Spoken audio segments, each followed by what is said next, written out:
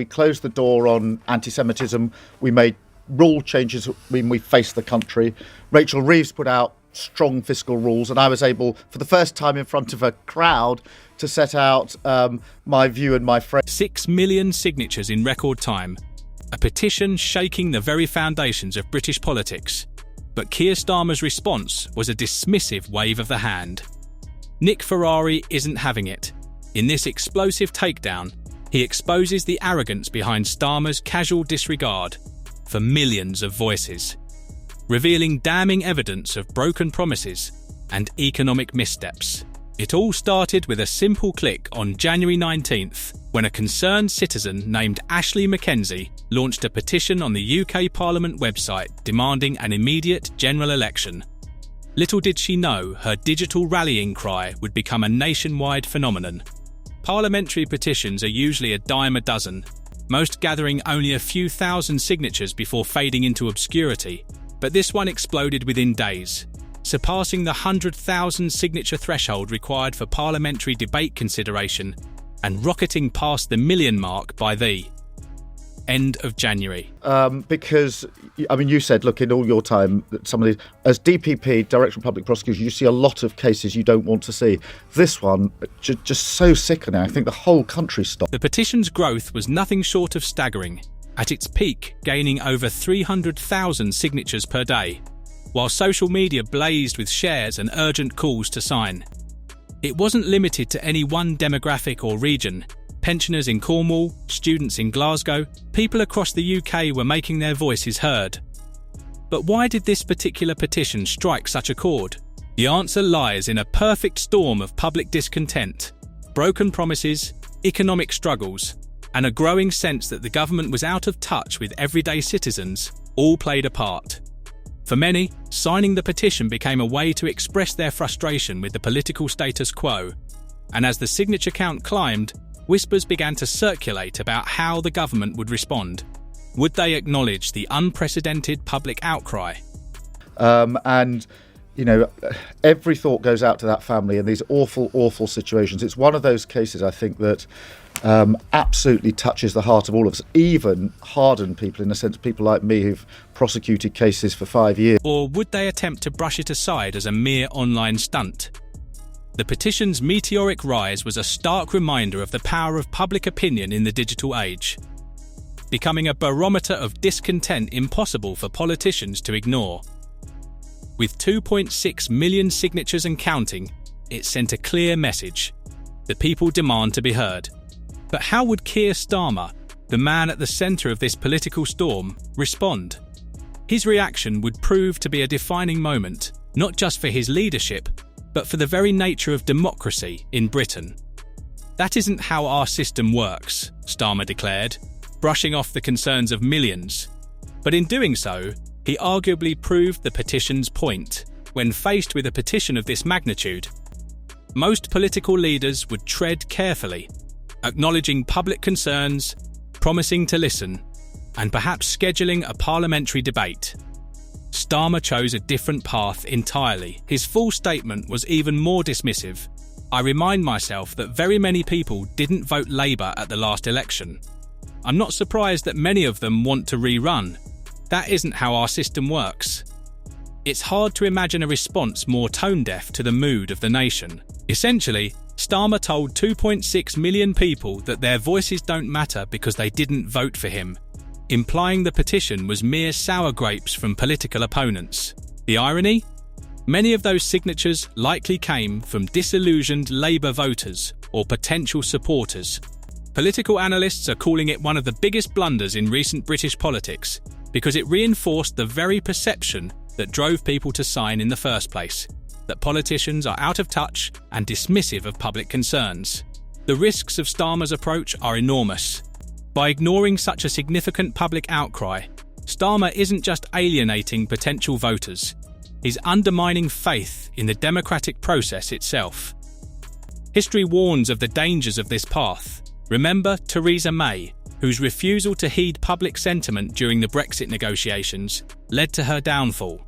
Polling data now paints a grim picture for Starmer, with his approval ratings plummeting and some surveys showing his popularity rivaling the worst days of the previous Conservative government. In the age of social media and instant communication, politicians can no longer brush off public opinion. The fallout from Starmer's response has been swift and severe. Social media is ablaze with criticism. Political commentators are questioning his judgment, and even some within his own party are distancing themselves from his stance. What was meant to be a firm rejection of the petition has instead become a rallying cry for change. Enter Nick Ferrari, whose scathing critique of Starmer's leadership sent shockwaves through Westminster. Ferrari, a heavyweight in British media known for his no-nonsense political commentary, didn't hold back. He systematically dismantled Starmer's leadership, arguing that the Labour leader had done what seemed impossible, worsened the situation left by the previous Conservative government. This isn't hyperbole. Ferrari pointed to hard data showing that after just 4 months in office, Starmer's government is as unpopular as its predecessor. He didn't stop there, broadening his critique to key members of Starmer's team, bluntly stating, for example, that Rachel Reeves is not an economist, exposing deep-rooted issues within Labour's leadership. David Lammy isn't a diplomat, Ferrari pointed out, cutting to the heart of public concerns about the competence of those steering the ship of state. The impact of his words has been seismic, giving voice to a growing chorus of discontent and highlighting how various groups, from pensioners to farmers, feel let down by Starmer's policies. The people have finally had enough, Ferrari declared, painting a picture of a nation united in frustration. His critique is particularly damning on the economy. He described the country as a mess, citing rising inflation and stagnant growth as evidence of Starmer's failure to deliver on his promises, even claiming it's practically impossible to run a business under this new Labour government. A statement resonating with struggling entrepreneurs across the UK.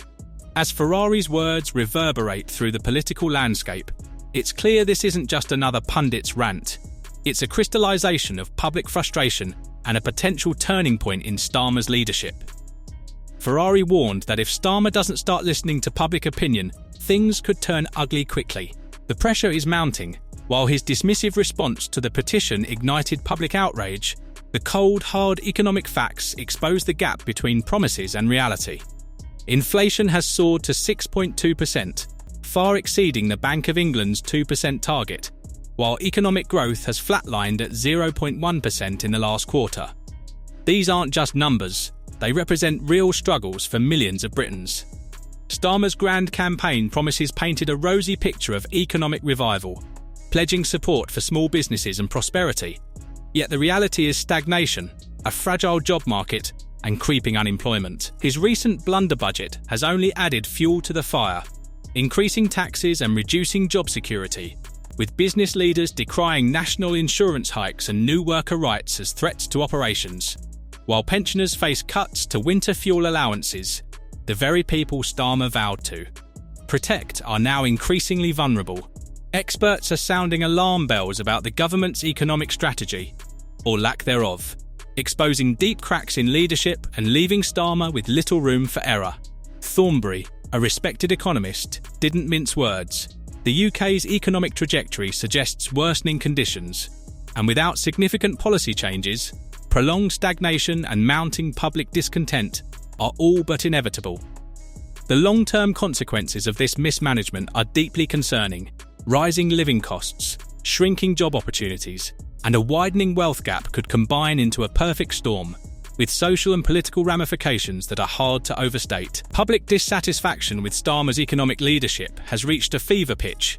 Recent polls show that a staggering 68% of voters believe the government is mishandling the economy. This isn't mere political grumbling, it reflects the real-world impact of broken promises and flawed policies. As frustration mounts and economic woes deepen, calls for political change are growing louder by the day. Yet what's truly shocking is the unlikely coalition forming against Starmer. Who are these strange bedfellows, and why has their message resonated so powerfully? From Elon Musk, who declared Britain's government tyrannical, to pensioners outraged by cuts to winter fuel allowances, young entrepreneurs stifled by new tax burdens, and farmers traditionally conservative now standing shoulder to shoulder with urban progressives, are diverse and unprecedented. Alliance has emerged. Take the farmers' protests in Whitehall. Not just a few disgruntled individuals, but a sea of tractors and Wellington boots, visually representing rural Britain's anger at policies that have decimated livelihoods. Meanwhile, social media has become a breeding ground for discontent, with hashtags like Starmer out and hashtag broken promises trending regularly, and alternative news sources amplifying voices ignored by mainstream media, sharing stories of struggling families, small business closures, and pointing fingers at the government's failures.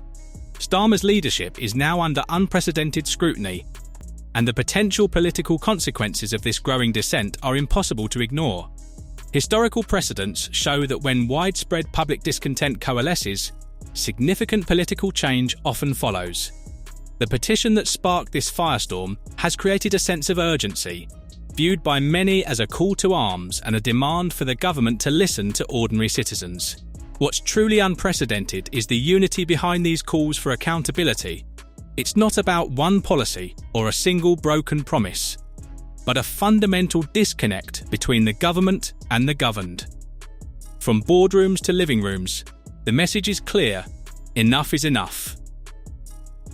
As this chorus for change grows louder, one question looms: will Starmer heed these voices, or continue on his current path? The answer could reshape Britain's political landscape for years. While removing a sitting government isn't as simple as signing a petition, the primary mechanism outside of general elections is a vote of no confidence in Parliament.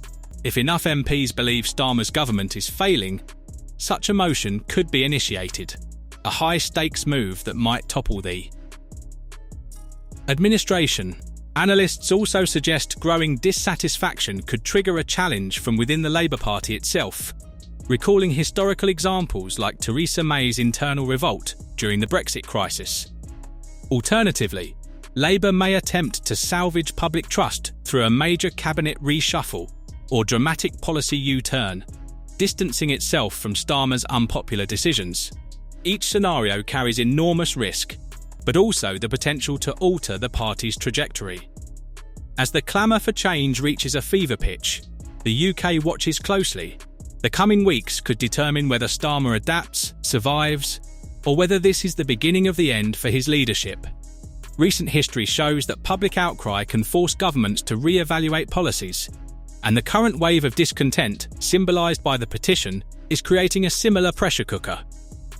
Expert predictions paint a grim picture for Starmer if he fails to address growing dissatisfaction across multiple voter demographics, with some commentators warning that calls for his resignation could emerge within months. Political fortunes can change rapidly, and the truth is that Starmer's ability to respond to public sentiment, the effectiveness of his economic policies, and the potential for internal party dissent will determine his government's fate. As this political drama unfolds, one question looms large: can Starmer weather the storm? Or are we on the brink of a seismic shift in British politics? His government now faces a perfect storm of public discontent, the viral petition, Ferrari's scathing critique, and widespread economic frustration. A crisis unlike any in recent memory.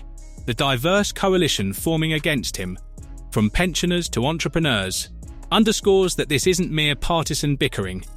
It's a fundamental questioning of leadership and governance. As commentator Errol Musk pointed out, why wait 4 years for the nation to be utterly ruined if we can just raise our voices right now?